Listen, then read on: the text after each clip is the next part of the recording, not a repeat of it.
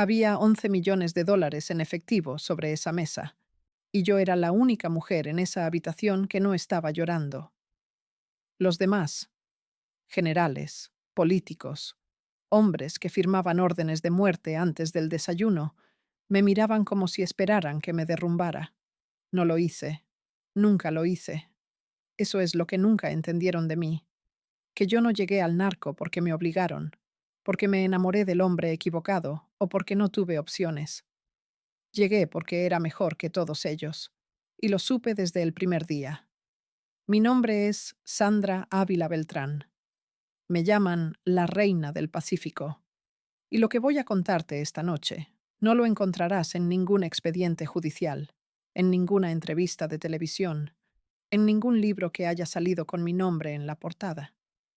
Lo que voy a contarte es la verdad que me costó todo: mi libertad, mis hijos, mi sangre y casi mi vida.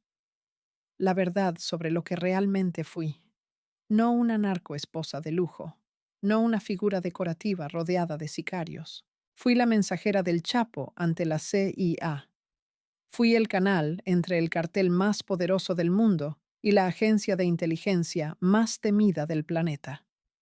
Y cuando decidí que ya no quería seguir siendo ese puente, me lo cobraron de una manera que todavía siento en los huesos cada mañana que despierto. Pero empecemos desde el principio, porque para entender en qué me convertí, tienes que entender de dónde vine. Y de dónde vine no era el infierno, era algo peor, era normal. Nací en Culiacán, Sinaloa, en 1960. La gente escucha Culiacán y ya asume que crecí entre balaceras y corridos. La realidad es más aburrida y más triste que eso. Mi familia no era pobre en el sentido de no tener qué comer, pero tampoco teníamos nada. Mi padre era un hombre serio, callado, que trabajaba en lo que podía. Mi madre era una mujer que sabía exactamente cuánto valía cada peso y que vivía con el miedo constante de que algún mes no alcanzara. Ese miedo, el miedo al no alcanza, es el que marca a la gente del norte para siempre. No es el miedo a morir, es el miedo a vivir mal, a envejecer sin nada, a ser invisible. Lo que sí es verdad es que mi familia tenía conexiones. No lo decían en voz alta, no se jactaban de ello, pero existían. Mi tío Miguel Ángel Félix Gallardo, el hombre que construyó el narco mexicano moderno, el padrino, era parte de mi sangre. Cuando yo era niña, él era un hombre respetado en Culiacán, un hombre de negocios, decían, un hombre con amigos importantes. Nadie en mi casa pronunciaba las palabras que describían exactamente a qué se dedicaba. Pero los regalos llegaban, las deudas desaparecían, las puertas se abrían, y yo observaba todo eso con los ojos muy abiertos, aprendiendo la lección más importante que Sinaloa puede enseñarte. El dinero no huele, pero el poder sí tiene aroma, y ese aroma es adictivo. Crecí siendo guapa.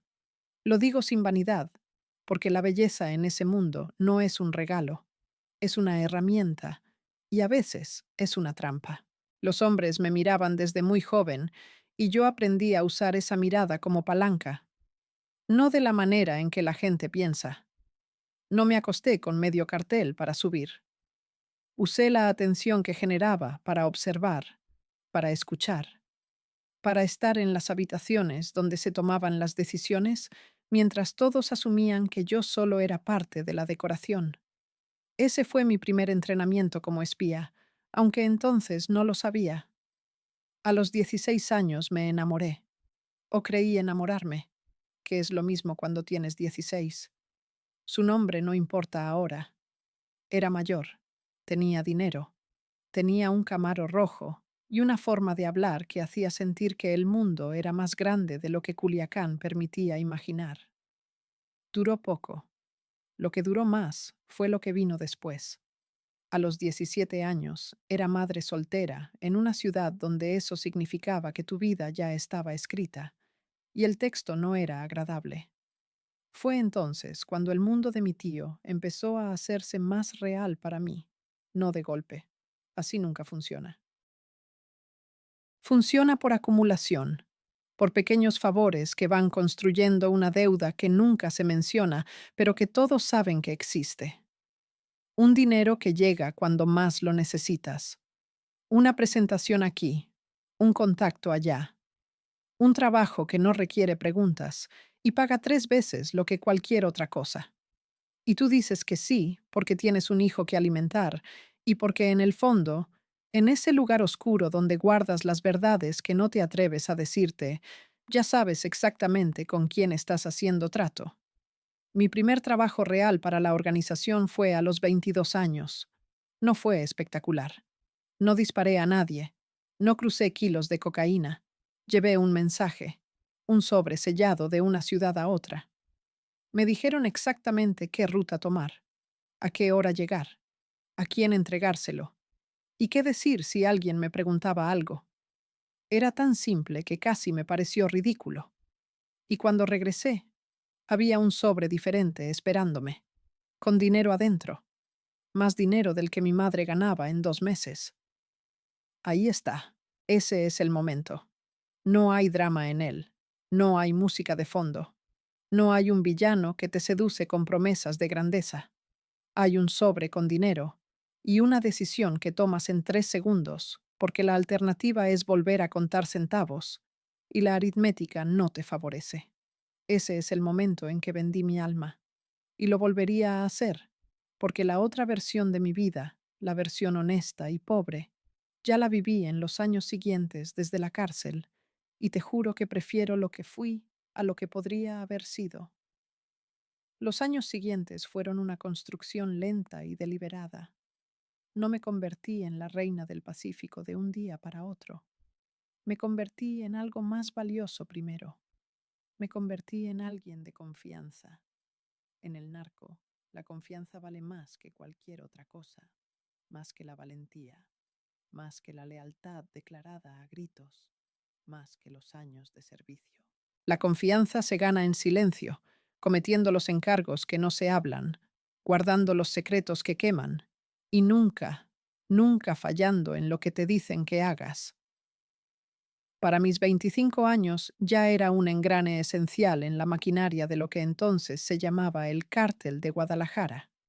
Conocía nombres, rutas, métodos. Conocía qué político de qué estado tenía, cuánto dinero en qué cuenta. Conocía qué general de la Armada facilitaba qué cargamento por qué aeropuerto. Conocía los códigos que se usaban en las llamadas, los apodos que reemplazaban los nombres reales, el lenguaje paralelo que existe dentro de una organización criminal grande como un Estado. Y lo más importante, sabía cuándo hablar y cuándo callar, especialmente cuándo callar. Mi tío el padrino me veía con algo que en su cara fría era lo más cercano al orgullo. No lo decía. Los hombres de esa generación no dicen esas cosas. Pero me lo comunicaba con la manera en que me incluía en las reuniones donde yo no tenía por qué estar, con la manera en que me presentaba a gente importante, con los encargos que cada vez eran más delicados, más urgentes, más peligrosos. Fue él quien me presentó por primera vez a los americanos. Y ahí es donde la historia se vuelve la historia que importa, la que nunca te han contado, la que yo misma tardé años en entender completamente. Porque lo que pasó entre el narco mexicano y la CIA no fue una guerra, fue un matrimonio de conveniencia, sucio, violento y lleno de mentiras de ambos lados. Y yo fui, durante años, la persona que mantuvo esa relación funcionando. Pero eso viene después. Primero tienes que entender quién era yo antes de ese encuentro. Tienes que entender la mujer que llegó a esa primera reunión con los americanos, joven, hermosa, fría por dentro y calculadora hasta los huesos, con una lista mental de secretos que valían millones y la capacidad de sonreír mientras te miraba directamente a los ojos y te mentía con una precisión quirúrgica. Esa era yo. Esa era Sandra Ávila Beltrán a los 27 años. Y el mundo todavía no sabía mi nombre. Los americanos olían diferente. No es una metáfora. Literalmente olían diferente. A desodorante caro, a ropa lavada con detergente que no se consigue en México, a algo limpio y artificial que contrastaba brutalmente con el aire de Guadalajara en agosto. Eso fue lo primero que noté cuando entré a esa habitación en el Hotel Camino Real en 1987. Dos hombres sentados con vasos de agua mineral, sin hielo, vestidos con ropa que intentaba parecer casual y fracasaba completamente. Agentes de la DEA, me habían dicho. Pero la DEA no opera así. La DEA no se reúne en hoteles de 5 estrellas con mensajeras de cárteles sin que haya algo más grande detrás. Aprendí eso después. Esa noche solo sabía que mi tío me había dicho que fuera, que escuchara y que no prometiera nada. Me senté frente a ellos y esperé. Eso también lo había aprendido. Nunca hablar primero. El que habla primero entrega información sin haber recibido nada a cambio. El más joven de los dos, rubio, con una cicatriz pequeña bajo el mentón, puso una fotografía sobre la mesa. Un cargamento interceptado. 53 toneladas de cocaína que habían desaparecido en algún punto entre Colombia y la frontera. Me preguntaron si sabía algo. Les dije que no. Sonreí mientras lo decía. Sí sabía. Sabía exactamente dónde estaba ese cargamento, en qué bodegas, esperando qué fecha para cruzar. Pero esa noche no era para dar información, era para medir qué tanto necesitaban ellos la nuestra. El mayor de los dos, moreno, con lentes de carey y manos de burócrata, habló entonces en un español perfecto, casi sin acento, lo cual me puso más alerta que si hubiera hablado mal. Un español así no se aprende en un curso. Se aprende viviendo entre nosotros, observándonos, estudiándonos. Me dijo que había una propuesta sobre la mesa, que la organización de mi tío podía operar con menos interferencia en ciertos corredores a cambio de información sobre organizaciones rivales, que no pedían que traicionáramos a nadie de los nuestros, solo que señaláramos a los que competían contra nosotros, que de todas formas eran el enemigo. Lo escuché hasta el final sin cambiar la expresión. Por dentro estaba calculando a velocidad de máquina. Lo que me estaban ofreciendo era exactamente lo que cualquier organización criminal inteligente querría. Eliminación de competencia con cobertura institucional. Tus rivales caen gracias a una agencia federal americana mientras tú sigues operando. Es el negocio perfecto. El problema, el problema que ninguno de los dos americanos mencionó, pero que yo ya veía con claridad esa noche, es que un trato así no tiene salida limpia. Una vez que entras en esa danza, bailas hasta que te caes o hasta que te matan.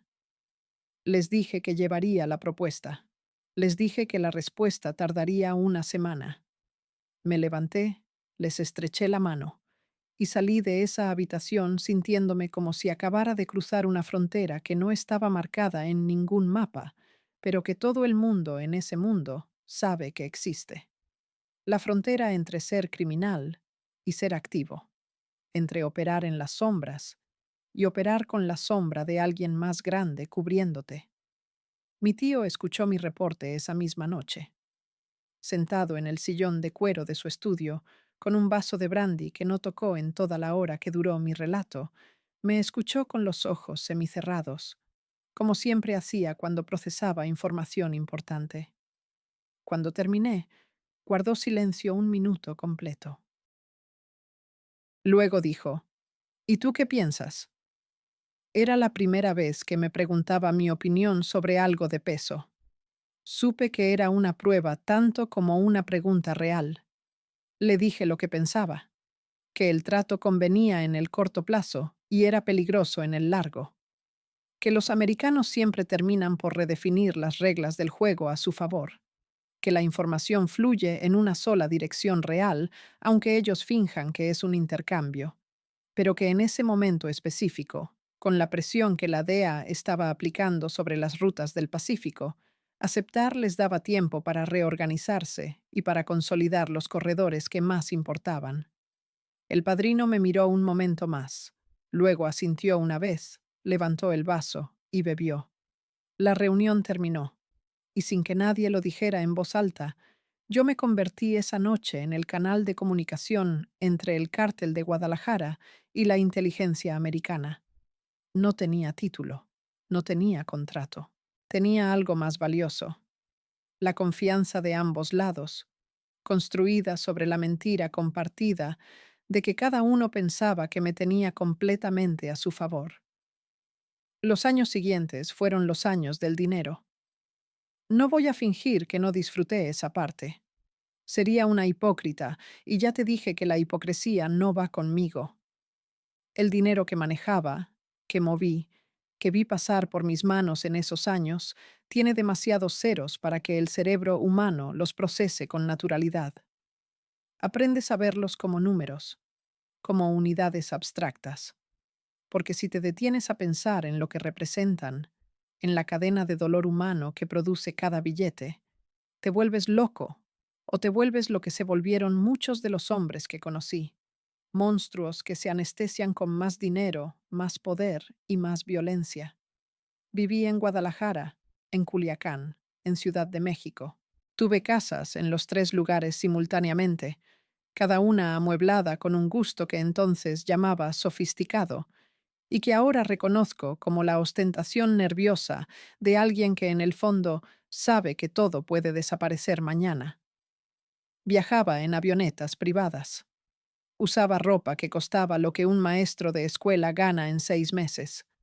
Y seguía haciendo mi trabajo, llevando mensajes, facilitando reuniones, traduciendo no solo idiomas, sino intenciones, contextos, señales que un americano no podía leer y que un mexicano no sabía cómo comunicar en términos que Washington entendiera.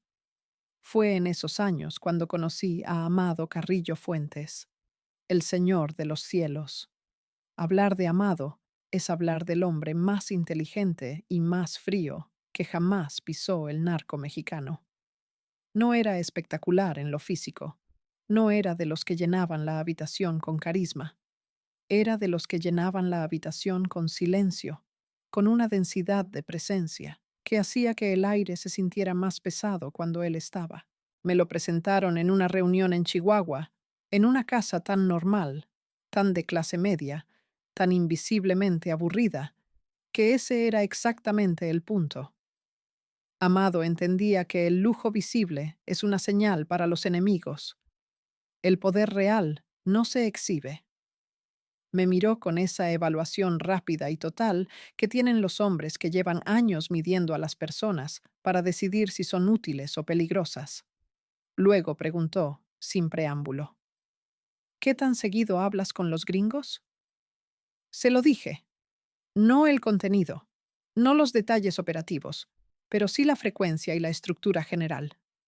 Me escuchó y asintió de la misma manera en que lo había hecho mi tío. Ese asentimiento mínimo que en ese mundo vale más que un discurso. Bien, dijo. Y eso fue todo. Pero a partir de esa noche, los mensajes que yo llevaba a los americanos empezaron a incluir también instrucciones y solicitudes que venían de Amado. Así funciona ese mundo. No hay contratos formales, no hay organigramas. Hay una red de confianzas y deudas que se va tejiendo sin que nadie la dibuje. Y de repente, un día te das cuenta de que estás en el centro de algo que es mucho más grande y más complejo de lo que pensabas cuando empezaste. El Chapo llegó a mi vida de manera lateral, como llegan las cosas importantes, sin anuncio, sin drama inicial, como un detalle que parece menor y que luego entiendes que fue el pivote sobre el que giró todo lo demás.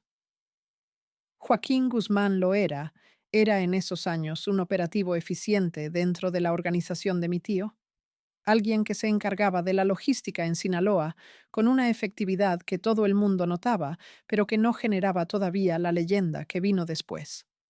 Era directo, era práctico, Tenía un sentido del humor seco y oscuro que yo encontraba más honesto que la seriedad ceremonial de otros hombres de su nivel. Y me respetaba, no de manera condescendiente, no con la condescendencia disfrazada de halago con la que la mayoría de los hombres en ese mundo tratan a las mujeres que son inteligentes. Me respetaba de la manera en que se respeta a alguien que hace bien su trabajo y que no necesita que se lo recuerden. Nuestra relación en esos primeros años era estrictamente profesional. Quiero que quede claro porque la narrativa fácil es la del romance, la narcoamante, la mujer que llega al poder a través del hombre. Esa no es mi historia. Mi historia es la de una operadora que fue construyendo su posición ladrillo por ladrillo y que en determinado momento se convirtió en un activo tan valioso que distintas facciones dentro del cartel y la inteligencia americana querían tenerla de su lado. La primera vez que moví un cargamento propio tenía 29 años. No lo hice por dinero, aunque el dinero era considerable. Lo hice para demostrar que podía, que no era solo una mensajera, no era solo un canal de comunicación, era una operadora completa, capaz de coordinar logística, personal, sobornos, rutas alternativas, manejo de imprevistos. El cargamento cruzó limpio, 100 kilos de cocaína de Sinaloa a Arizona, sin pérdidas, sin incidentes, sin un solo elemento de seguridad que hiciera una pregunta incómoda. Al otro lado, esperaban compradores que pagaron en efectivo, en billetes usados de $100, en maletines que olían al interior de los carros donde habían estado guardados. Esa noche dormí profundamente por primera vez en meses, no por satisfacción moral, que eso ya lo había perdido hace tiempo. Dormí bien porque había probado algo que necesitaba probar, que era capaz de operar sola, que si algún día la estructura que me sostenía se caía, yo tenía las habilidades, los contactos y la voluntad para sobrevivir. Lo que no sabía entonces es que esa capacidad de sobrevivir iba a necesitarla mucho antes de lo que imaginaba, porque el mundo que yo habitaba estaba a punto de sacudirse hasta los cimientos. En 1989, mi tío Miguel Ángel Félix Gallardo fue arrestado. El padrino, el hombre que había construido el narco mexicano moderno, el hombre que controlaba las rutas con la eficiencia de un CEO, cayó. Y cuando cae el hombre que sostiene la estructura, todo lo que estaba debajo de él empieza a moverse, a fracturarse, a reagruparse. Los cárteles regionales que él había mantenido unidos bajo una misma sombrilla empezaron a operar de manera independiente, compitiendo entre ellos, matándose entre ellos. Yo me quedé de pie en medio de ese caos, con un conjunto de activos que de repente valían más que nunca. Conocía a todos los lados. Conocía a los que ahora serían Tijuana. Conocía a los que serían Sinaloa. Conocía a los americanos. Y en un mundo donde la fragmentación creaba incertidumbre, yo era uno de los pocos puntos de referencia estables que existían. Fue entonces cuando el Chapo empezó a buscarme de manera más directa.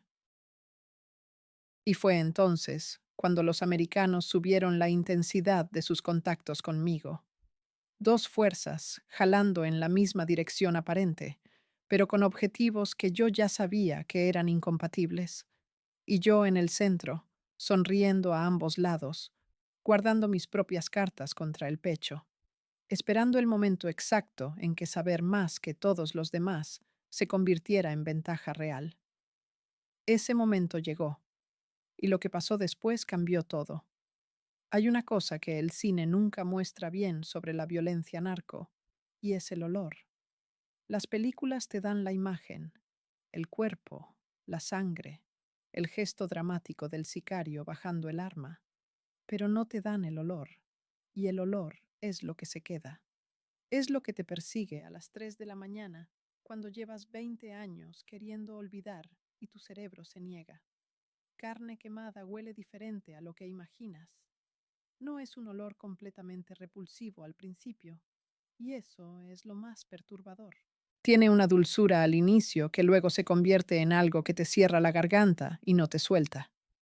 Lo sé porque lo olí por primera vez en 1991, en un rancho en las afueras de Culiacán, y lo he olido en sueños casi cada semana desde entonces. No voy a decirte que fue la primera muerte que vi. No lo fue. Había visto muertos antes. En ese mundo los muertos son parte del paisaje, como los topes en las carreteras del norte. Aparecen sin aviso. Los pasas. Y sigues manejando porque detenerte no es una opción. Pero esa noche en ese rancho fue diferente porque era la primera vez que yo había participado en la decisión. No disparé. No torturé. Pero di información que llevó a esa resolución, y en la aritmética moral de ese mundo, y en la real, eso te hace tan responsable como el que jala el gatillo. El hombre que murió esa noche era un contador, alguien que llevaba los libros de una de las plazas del Pacífico y que había empezado a mover dinero hacia cuentas que no eran las correctas, en cantidades que pensaba que eran lo suficientemente pequeñas para no ser detectadas. Se equivocó en eso. Se equivocó en que yo llevaba meses rastreando exactamente ese tipo de irregularidades porque era parte de lo que hacía. Asegurarme de que el dinero llegara a donde tenía que llegar y que nadie en la cadena se creyera suficientemente inteligente para robar. Lo detecté, lo reporté, y 3 días después, ese hombre no existía. Lo que me quitó el sueño no fue la culpa, al menos no en el sentido convencional. Lo que me quitó el sueño fue darme cuenta de que no sentí culpa, que procesé esa información con la misma frialdad con que procesaba cualquier problema operativo, que en algún momento de los años anteriores había cruzado una línea que no tiene señalización y que no puedes cruzar de regreso. Me quedé despierta esa noche, no llorando por ese hombre, sino preguntándome cuándo exactamente había dejado de ser la persona que habría llorado por él. No encontré respuesta. Seguí adelante. Así es como funciona. Los 90 fueron los años de la guerra. Después de la caída del Padrino, el narco mexicano se convirtió en una serie de conflictos superpuestos, donde las alianzas cambiaban con una velocidad que hacía imposible mantener lealtades simples. Los Arellano Félix, en Tijuana contra el Chapo contra todos. Amado Carrillo consolidando poder en Juárez, con una inteligencia estratégica que dejaba a todo el mundo atrás. Y yo navegando entre todas esas corrientes, útil para todos precisamente porque no pertenecía completamente a ninguno. Mi relación con los americanos se había vuelto más compleja y más frecuente. Ya no eran reuniones ocasionales en hoteles, era una comunicación regular, estructurada, con protocolos específicos para los contactos. El hombre con quien trabajaba principalmente en esos años era un agente que voy a llamar Robert, porque ese no era su nombre, pero así se presentaba.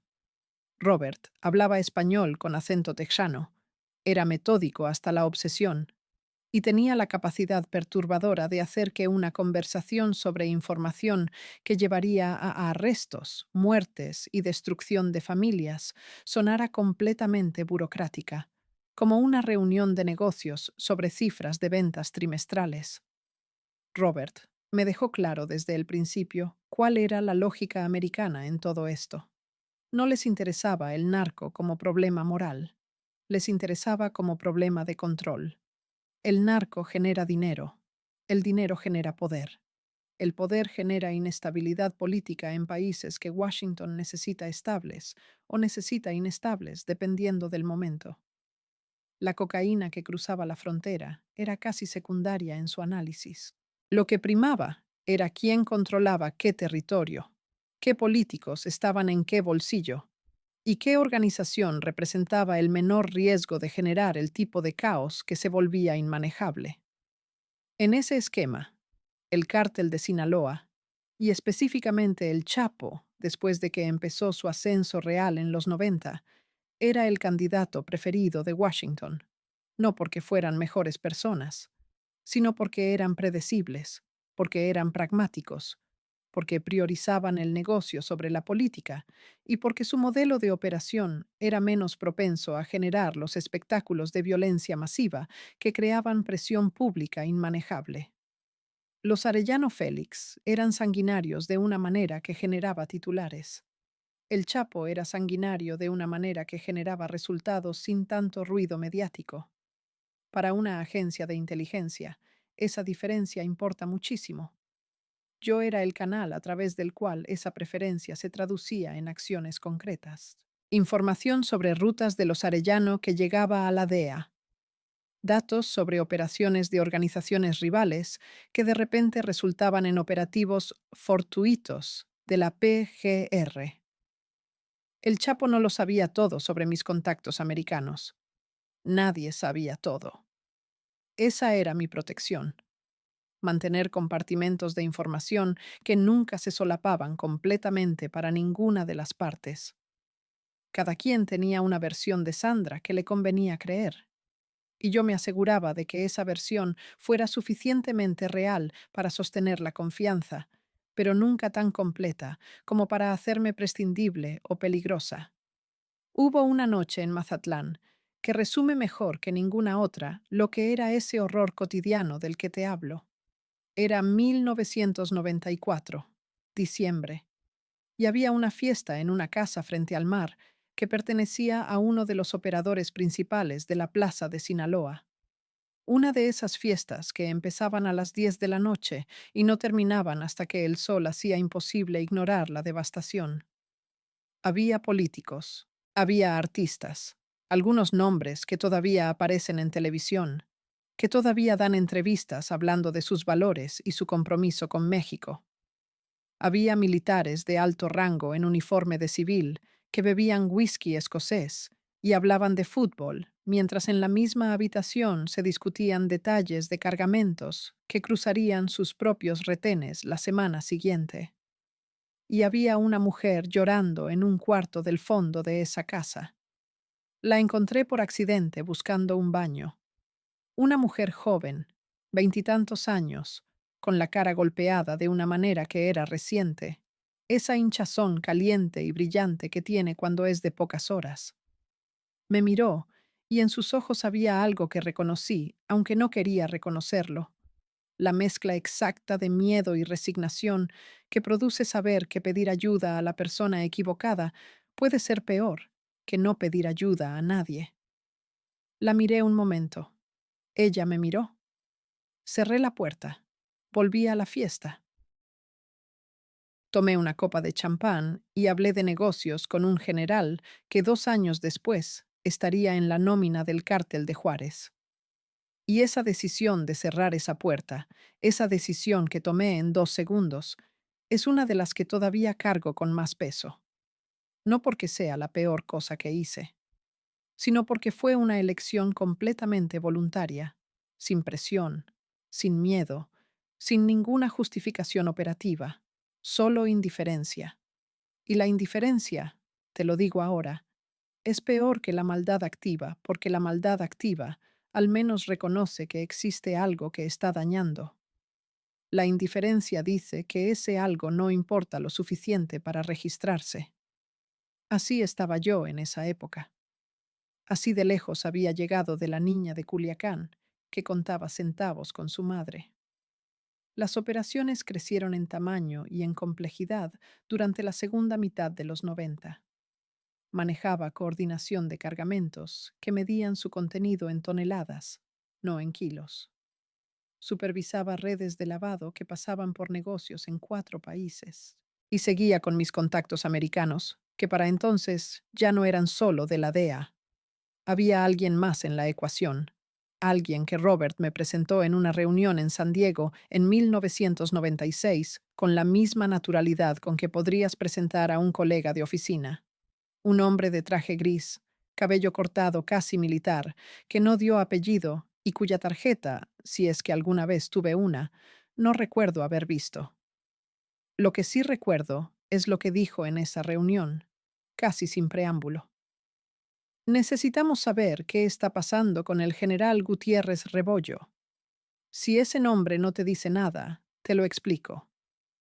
Jesús Gutiérrez Rebollo era en ese momento el zar antidrogas de México, el hombre que el gobierno de Ernesto Zedillo había nombrado para liderar la guerra contra el narco, el hombre en quien Washington decía confiar plenamente para coordinar operaciones binacionales. Y lo que ese hombre de traje gris me estaba preguntando en esa oficina en San Diego era si yo sabía que Gutiérrez Rebollo estaba en la nómina de Amado Carrillo Fuentes. Lo sabía, claro que lo sabía. Todo el mundo en ese mundo lo sabía. Era uno de esos secretos que son secretos solo para la gente que decide no enterarse. Le dije que tenía información, pero que necesitaba saber exactamente qué harían con ella y qué obtenía la organización a cambio. El hombre de traje gris sonrió por primera vez, una sonrisa pequeña y sin calor, y dijo que eso era precisamente lo que le gustaba de trabajar conmigo, que nunca perdía el hilo de la transacción.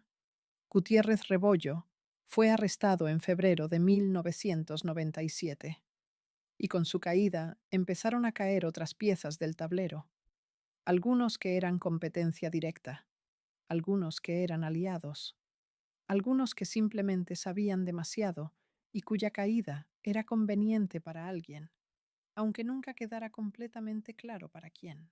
Yo observaba cada movimiento y actualizaba mi mapa interno de quién sabía qué, quién debía qué, a quién, qué alianzas se estaban formando en el vacío que dejaban los que caían. Fue en ese periodo cuando mi relación con el Chapo evolucionó hacia algo diferente. No voy a romantizarlo, porque no lo fue. Fue una alianza entre dos personas que se reconocían mutuamente como piezas de valor en un juego muy peligroso. El Chapo entendía, mejor que casi nadie de su generación, el valor de la inteligencia sobre el valor de la violencia bruta.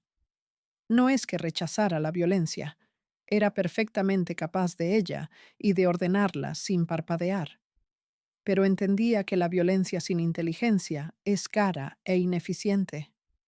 Y yo era inteligencia, en todos los sentidos de la palabra.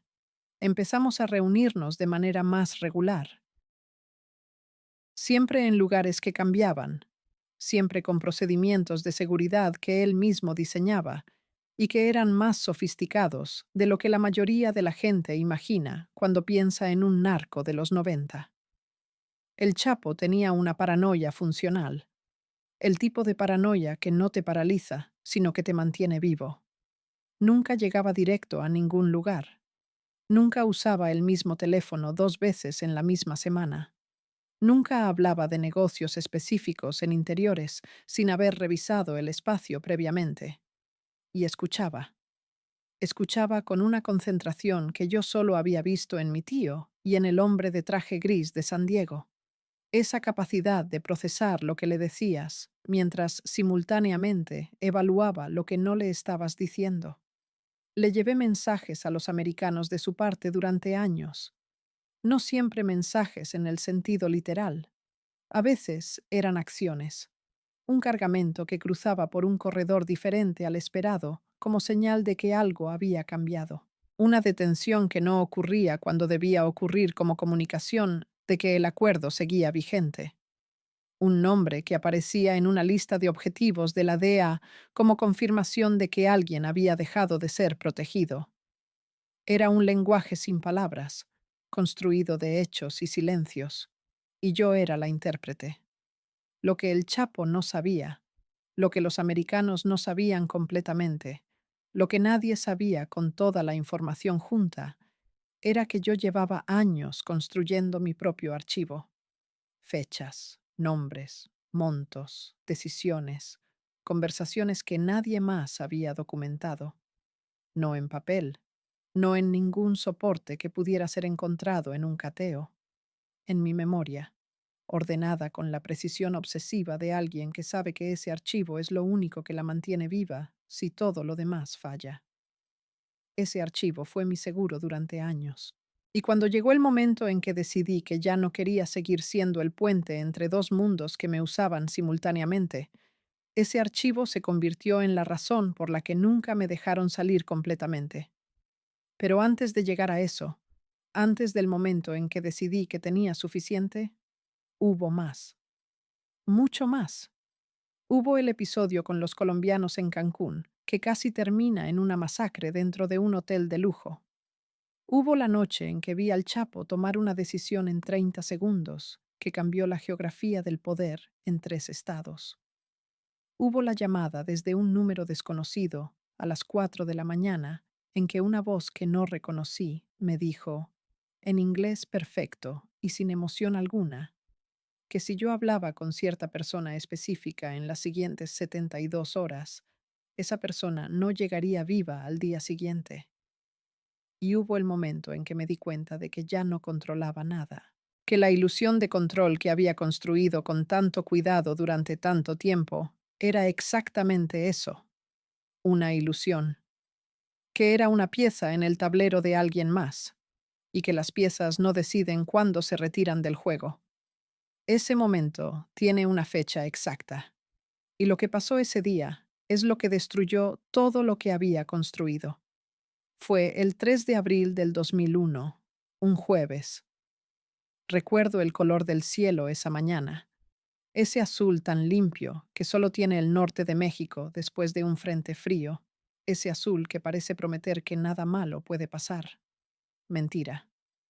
Lo que pasó ese día fue la grieta que partió mi historia en dos. Llevaba semanas sintiendo que algo venía. No era paranoia sin base, era intuición y experiencia. En ese mundo, los silencios se sienten, las llamadas que no llegan cuando deberían, las miradas que duran un segundo más de lo normal, los todo bien que suenan demasiado ágiles. Todo eso anuncia tormenta. El aviso concreto llegó la noche anterior, en un mensaje codificado que me envió uno de mis contactos en la Ciudad de México. Un mensaje breve, de los que se entienden con media palabra. Cambio en prioridades. Washington se asusta. No decía más, pero no hacía falta. Esa frase significaba solo una cosa. Alguien importante dentro del gobierno estadounidense había decidido que el trato con Sinaloa ya no era conveniente. Y si Washington se asustaba, la CIA cortaba líneas, la DEA se lavaba las manos, y los intermediarios, es decir, yo, quedábamos expuestos. A las 8 de la mañana me subí a una camioneta rumbo a Mazatlán. No era un viaje planeado. No llevé escolta, solo un chofer y una maleta pequeña con lo básico. En el asiento trasero llevaba un folder con copias parciales, muy parciales, de los nombres y fechas más sensibles del archivo mental que llevaba guardando desde hacía más de una década. Mi plan era simple y loco al mismo tiempo. Desaparecer. No como fugitiva, sino como activo que se retira del tablero con la única protección posible, la amenaza de la información. Quería llegar a la casa de un contacto viejo, un político de Sinaloa que debía favores suficientes como para garantizarme una semana para organizar mi salida. No llegué. A medio camino, a la altura de Elota, un retén. No un retén militar oficial. Esos se reconocen por la torpeza de los uniformes planchados y la mezcla de miedo y arrogancia en las caras. Este era otro tipo de retén. 3 camionetas, hombres con pasamontañas, radios abiertos transmitiendo frecuencia local. Levantón selectivo, dijeron después los que supieron.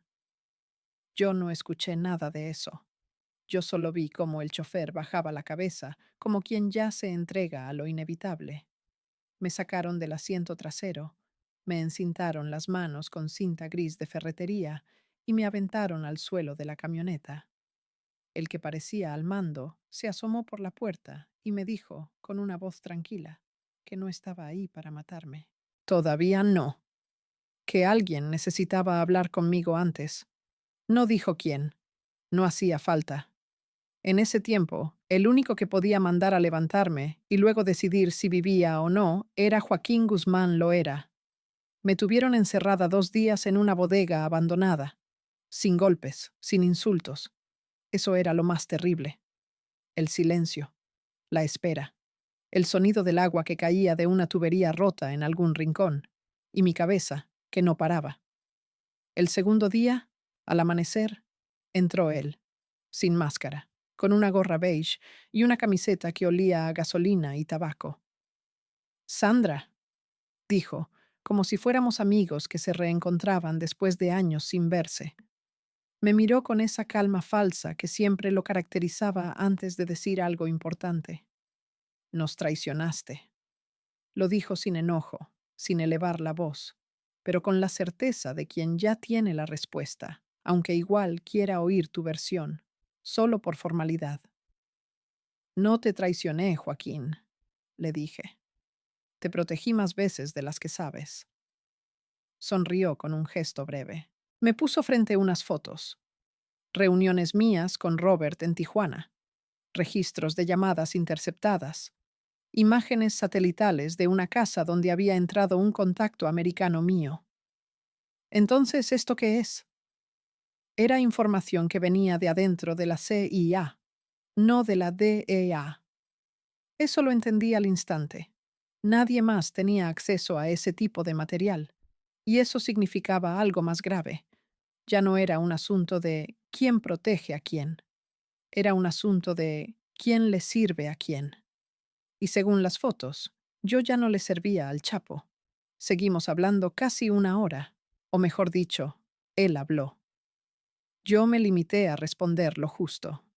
Me dejó en claro que el acuerdo con los americanos se había roto, que algunos en la organización pensaban usarme como chivo expiatorio, como ofrenda simbólica para limpiar la imagen ante ciertos socios políticos y militares. Me dejó en claro que si quería vivir, tenía que desaparecer sin ruido, sin nombre, sin dinero, sin pasado. Si te quedas en México, te matan. Si te vas, el tiempo te va a matar sola, me dijo antes de salir.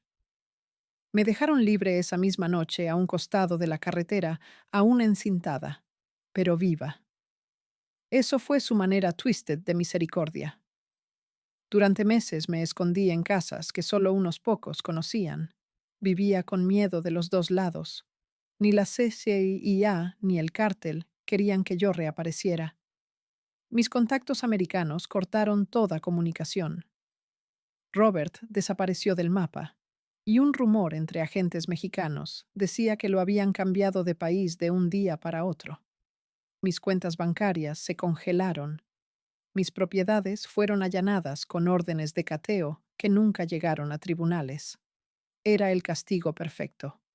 Hacerte invisible hasta que te quiebres por dentro. Ahí entendí lo que es la desaparición sin muerte, esa forma de borrar a alguien sin matarlo, para que sirva de ejemplo y advertencia. Nadie me buscaba oficialmente, pero todos sabían que hablar conmigo era peligro.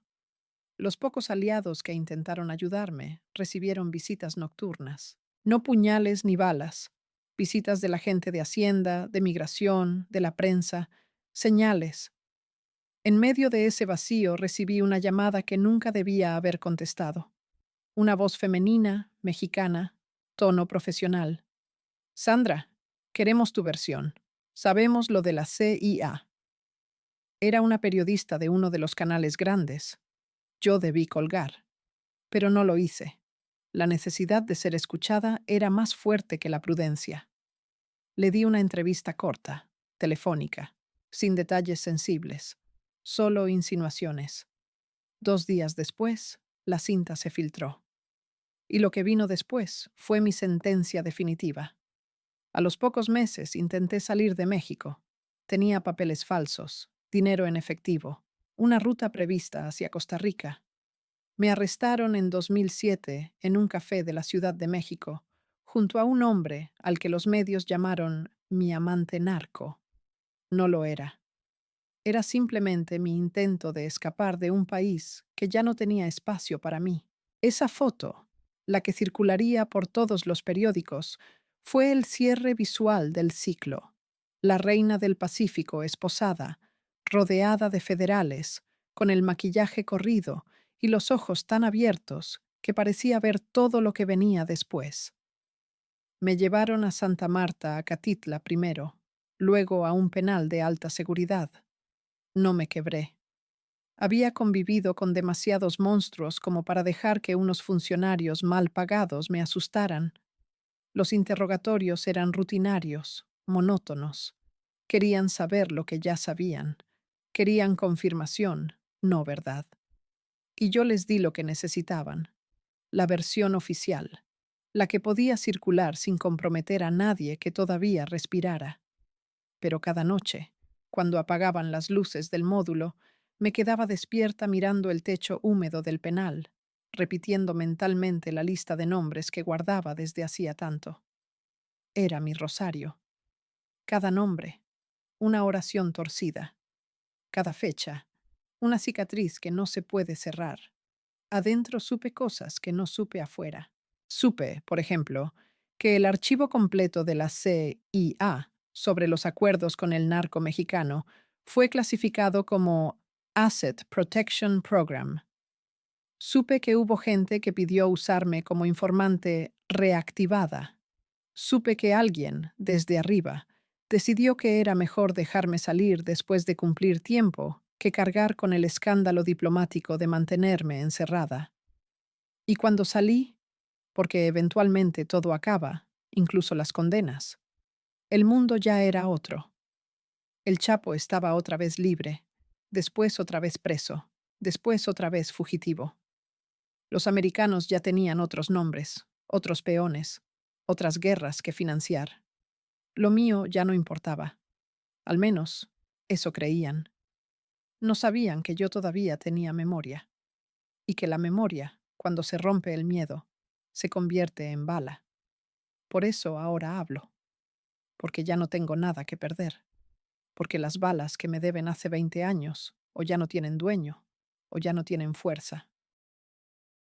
Porque después de tanto silencio, el cuerpo empieza a pudrirse por dentro si no saca lo que carga. Lo que yo hice no fue un error, fue un rol. Fui la mensajera entre dos infiernos que se disfrazaron de patriotas. Fui la traductora del lenguaje del poder sucio, de las razones que nadie se atreve a escribir en los reportes. Fui la mujer que entendió que las guerras del narco y del espionaje son el mismo negocio contado con distintos uniformes. Y si alguien tiene dudas, puedo aún recitarte, con detalle, los nombres que guardé en mi cabeza. Pero eso queda para la última parte, porque todavía hay algo que no te he contado, lo que me ofreció la CIA antes de dejarme caer, y la decisión que tomé esa noche, la que hasta hoy me persigue más que todas las muertes, todas las traiciones y todas las cárceles. Cuando me ofrecieron el trato, no fue en una sala de interrogatorio ni en una reunión formal, fue de madrugada, 3 días antes de que saliera libre, en una celda fría donde hasta el aire olía a metal mojado. Un guardia abrió la reja y entró una mujer, americana, cabello corto, impecable hasta en la cárcel mexicana. Me dijo que se llamaba Megan, pero eso era solo el nombre de trabajo. No llevaba grabadora ni carpeta, solo una mirada tan vacía y eficiente que entendí sin que dijera una palabra. No venía del gobierno mexicano. Me habló en español pausado. Sandra, el mundo no necesita tu historia, pero nosotros sí queremos tu silencio. Le dije que ya no me quedaba nada por perder. Sonrió. Sí te queda algo. Tu futuro libre y tus hijos vivos. Esa frase fue el torniquete. Nunca volví a verlos igual. Ese silencio que me compraron con amenazas no era por dinero, era por miedo. Miedo de no saber si, al hablar, estaría firmando la sentencia de alguien más. Me ofrecieron un nuevo nombre, documentos, una vida limpia. No testificar, no escribir, no aparecer. Que desapareciera voluntariamente, que mi historia se tragara a sí misma. A cambio, protección, cuentas liberadas fuera del país, una pequeña fortuna enterrada bajo estructuras legales imposibles de rastrear. Les dije que lo pensaría. Ella se levantó, dejó una tarjeta sin teléfono, solo un código, y salió sin mirar atrás. Esa noche no dormí, y a la mañana siguiente decidí lo que marcó mi final real. Rechacé el trato. No porque quisiera ser valiente, sino porque estaba cansada de obedecer miedos ajenos, cansada de cargar secretos de hombres que ya estaban muertos o escondidos o jubilados con otro rostro y otra historia. Quise, aunque fuera en ruinas, recuperar la propiedad de mi alma. Salí del penal con el sol pegándome directo en la cara y por un segundo creí que era libertad. No lo era. Cada paso que di en la calle venía acompañado por sombras invisibles. Los seguimientos no eran de sicarios, eran más sutiles. Móviles apagados, personas que parecían turistas y que aparecían en 3 ciudades distintas, conversaciones que se interrumpían cuando entraba a un café. No buscaban matarme, buscaban recordarme que seguía viva porque a alguien le convenía que lo estuviera. Viví años así, entre México, Panamá y un tiempo breve en España. Cambiaba de número, de dirección, de nombre. Pero la gente, la verdadera gente del fondo, siempre sabe encontrar a los suyos. En cada lugar donde llegaba, a las pocas semanas, alguien me entregaba un sobre, sin remitente, sin palabras, a veces con una foto, a veces solo con una bala dentro. Recordatorios silenciosos de que aún debía algo al pasado. A veces pienso que esa vida después del penal fue más cárcel que la anterior. En la prisión sabías quién era el enemigo. Afuera, el enemigo se disfraza de calma, de olvido, de tiempo. Me cansé de eso también. Me cansé de esconderme en casas con cortinas cerradas, de las pesadillas de sirenas, del sobresalto con cada ruido fuerte. Me cansé de vivir a medias, viviendo solo para que el miedo no ganara. Una madrugada de 2015, en una habitación vacía en Costa Rica, abrí una laptop vieja y empecé a escribir. 10 palabras, solo 10. Fui la mensajera del Chapo ante la CIA. No me perdonaron. Las escribí sin plan, sin intención. Era una descarga, un exorcismo. Y luego seguí, día tras día, hasta llenar cuadernos digitales con la historia que nadie debía leer. Lo que ahora oyes no fue dictado por rencor, sino por una necesidad biológica de expulsar el veneno. No busco redención. No existe eso en este negocio. No hay absolución posible para quien ha visto lo que yo vi. Lo que busco es dejar testimonio, porque el silencio es la moneda con que este mundo compra la impunidad. Y mientras las que callamos sigamos vivas, ellos siguen limpios. Sé lo que pensarás. ¿Por qué contarlo ahora? Porque ya no hay nadie que pueda matarme sin consecuencias. Quienes tenían poder para hacerlo están muertos o convertidos en leyendas que sirven para Netflix. Los que mandaban en Washington ya ni recuerdan de qué país venían las rutas que financiaron su carrera. Y mis hijos, aunque cambiaron sus nombres, ya son adultos y cada uno eligió olvidar quién fue su madre. Esa es mi verdadera condena, que ya nadie me pertenece, ni siquiera mi propio apellido.